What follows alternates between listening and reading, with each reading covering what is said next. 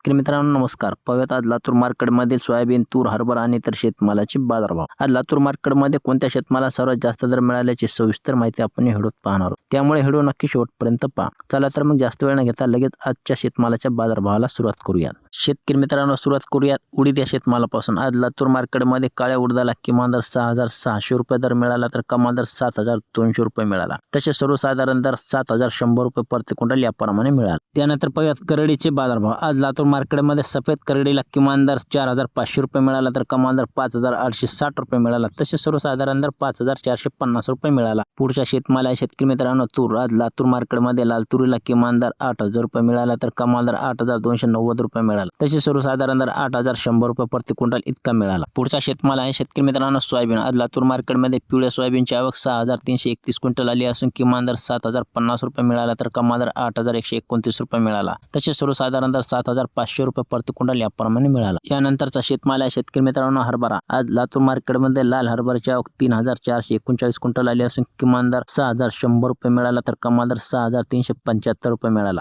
तसे सर्वसाधारण दर 6,250 रुपये प्रति क्विंटल एवढा मिळाला. तर शेतकरी मित्रांनो हे होते आजचे लातूर येथील मिळालेले सोयाबीन, तूर, हरभरा आणि इतर शेतमालाचे बाजारभाव. आज लातूर मार्केटमध्ये सोयाबीन आणि तुरीला सर्वात जास्त दर मिळाला. माहिती आवडली असेल तर व्हिडिओ लाईक करा आणि आपल्या इतर शेतकरी मित्रांना शेअर करा. भेटूयात पुढच्या व्हिडिओमध्ये. तोपर्यंत धन्यवाद.